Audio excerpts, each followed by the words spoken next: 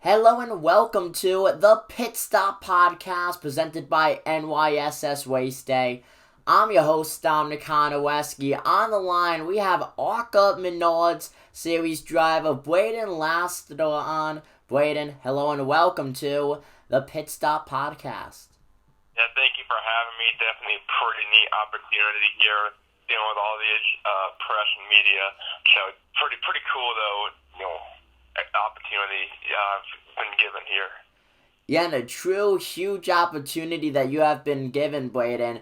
Getting an Arca Menards car wide for Mullins Waste, and that's huge. Now, of course, you did a test at Daytona for them, and here you are getting a ride for them at Daytona. What are your emotions right now compared to when you found out?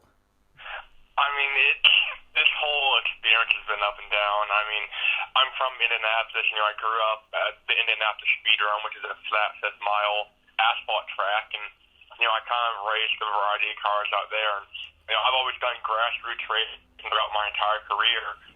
We've done some dirt stuff, moved in the dirt these past couple of years, but I'm just a small town kid. I'm not supposed to make it to Daytona. Maybe Bristol, but definitely not Daytona, and especially not in an Arca car. But my whole emotions have just been up and down this entire journey. Actually, all started it was late December. My dad walked into my room. It was like 10:30. He told me to get out of bed. We had to head into work, and my dad actually owned an Arca car in 2004 for a single race, and he realized that was really expensive, and he sold it. But during that time, he got a couple contacts. He was talking to one of his good friends about the possibility of coming down and doing the Arca test. To see what it would cost, and my dad walked in my room that one morning. He's like, "Hey, Brayton, what do you think about running an Arca car and Daytona test?" I'm like, it's pretty good. I'm like, let me see what I can do. I knew of Dinah and William Mullins, from Virginia and Mullins Racing through TikTok. Sure enough, I contacted them. I saw they were looking for some drivers for the test, and I hit them up by email that afternoon, and 4 or 5 days later, I came downstairs and handed my dad a contract for the test. So, I mean, it's been less than a month, and, a month ago I was just a small dirt track boy, and now I'm going to be racing on one of the biggest stages of racing, It's been a lot of up and downs, but it's been pretty unique, I'd say. I would definitely say unique is an understatement. That is just incredible. A true life changer for you in the last month. Of course, racing dirt late models, super dirt late models, and here you are gonna be racing in a regular season race at the high banks of the Daytona Super Speedway. What are your goals, frankly, going into this race? I mean, like I said, I'm not supposed to be here. I'm just a small dirt track kid. We're not supposed to make it this far. And just being able to start that race is a huge opportunity for me and, my crew, my Blaster Motorsports crew. And that, we've just been struggling so much and persevered through so much these past 12 years. And, my expectations, though, for the race, I know I got good cars. I know I got good crew with Mullins Racing, and we got Robert Bruce, the crew chief, who I talked with him a ton down there in the test, and he's a great guy and really knows what he's doing. But I trust, that I think we'll have a pretty good ride down there. And to be honest, I think we have a shot at winning it. It's not a big shot, it's a very slim opportunity. But, Willie's got a good car. We're going down there. This is the first time that Mullins Racing, I believe, has had 2 cars, especially at Daytona, where you need to have those teammates, friends there to draft with. So it'll be really awesome to assist Will with that. But Will's got a really good car too. But I think if we can go out here and keep it clean, I'm honestly expecting top 15, if not a top 5 or 10 run from both me and Willie. But Willie's gotten second in this car before, and I believe he got 8th place finishes a couple of times here at Daytona. So he's got a really good car. But I've been watching a lot of film and studying and doing a lot of iRacing, and just trying to practice every chance I get. There is no way to practice for Daytona. There's nothing like it. Yeah, Daytona is unpredictable. We're going to go in here and out lot of people's expectations. Yeah, Daytona is unpredictable, and as you mentioned, using iRacing, that's actually my next question. Of course, iRacing and real life racing, two totally different things, but you could get somewhat of a feel. I know that like I said, it's two totally different things, but how much would you say that iRacing has helped you learn really the Arca car and just Daytona in general? Say, there's nothing like the Arca Menards series, And, we're in a bit of an older car. We're in a 2007-8 chassis, it's a Ford Fusion with an Ilmar engine. That's another thing is the Ilmar engines are this really unique and pretty special. I've run all kinds of cars. I've run figure 8 models. I've run street stock. I've run Hornets. I mainly do super dirt 8 models. There's nothing really like the Ilmar and the programs that we run. So that is just that whole feel and different transmissions. We run Burt transmissions and all the stuff I mainly race, and the Arca car has a 4-speed like manual transmission. So luckily I know how to drive a manual, but I mean there's not a whole lot they can do to practice. I've been we went down to good practice this past weekend for the actual official test and got a decent amount of drafting practice there. Not as much as we would have liked.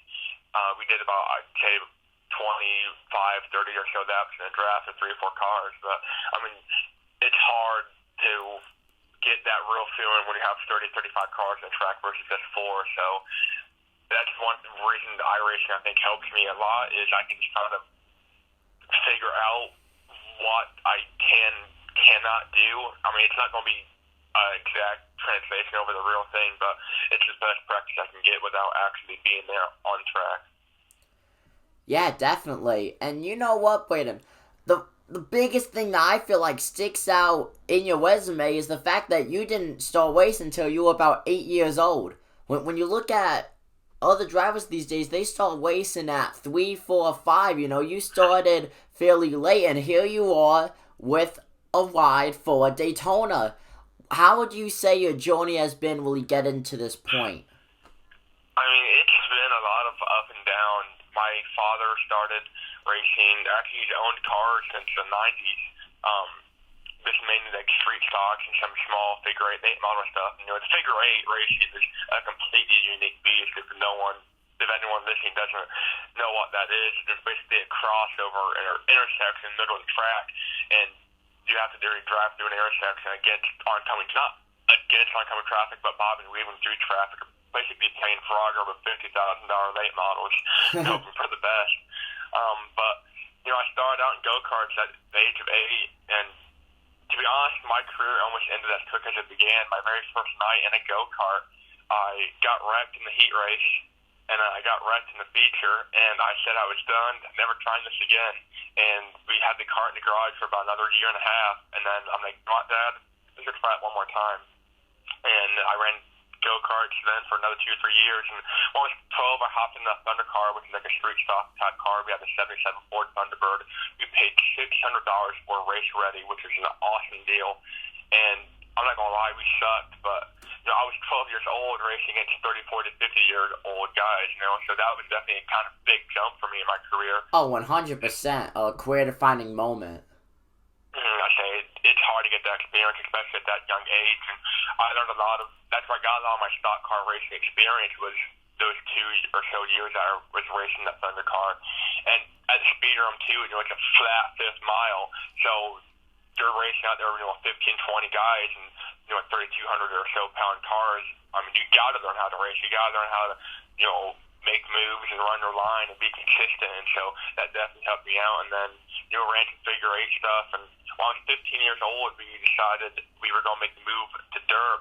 And great mentor of mine, CJ Rayburn, down here in Whiteland, Indiana, just huge in my racing career. He convinced us to go dirt racing. Unfortunately, he passed away here a couple weeks ago. But without him, I would definitely have not made as far as I did.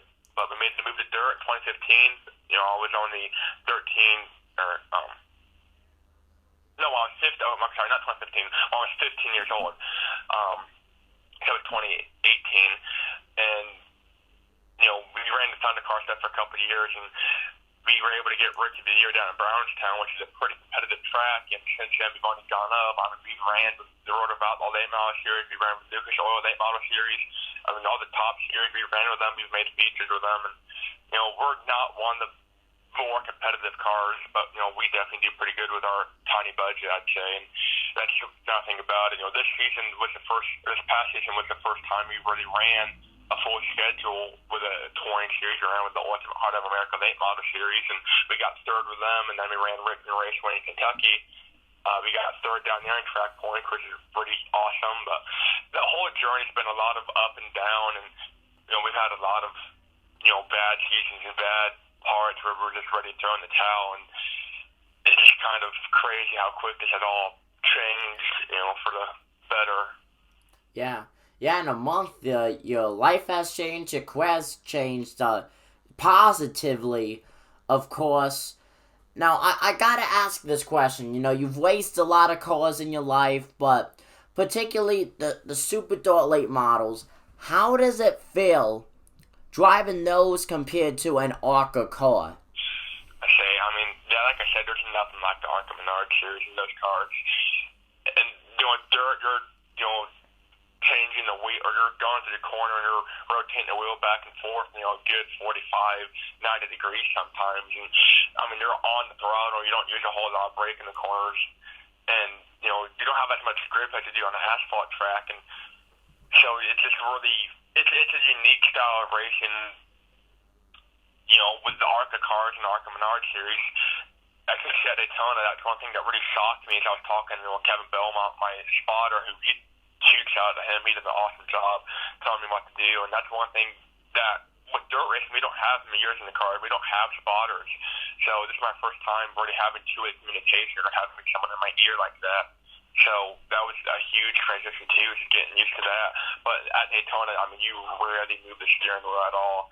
Maybe 10 degrees or so when you're going in the corners, and you're full throttle 100% of the time. So the dirt stuff is definitely its own beast, but driving all these different kinds of cars, I've driven street stocks, Hornets, asphalt, like late models, kind of, the figure 8 outlaw late models, all kinds of cars, and tons of stuff on dirt. So all these different cars, I'd say, have helped me quickly adapt. I was talking to Robert and Kevin, those guys, and they're like, I'm not gonna lie, kid, you did pretty good for the first time. Normally take someone a while to adapt to the steering, but I was able to adapt to it pretty quick. But there's nothing like dirt, there's nothing like Daytona. It's really hard to compare the two. But dirt racing, it's its own different beast. The cars are a lot louder than the Arca cars, but we're pushing 800-900 horsepower, so it's definitely its own beast for sure. Yeah, a huge change, a huge challenge, and when I'm saying a lot of getting used to, especially with having the spotter in your ear. Now, Brayton, before we go, is there anyone that you would like to thank or anything else that you would like to say here on the Pit Stop Podcast? Oh, yes, of course. I'd like to, first off, huge thanks to Neil Mullins Racing, Dinah and Willie. Those guys, if it wasn't for them and even giving them the opportunity to go down and test with them, there's nothing I could really do. There's I wouldn't be where I'm at now, and these past months has just been crazy for me.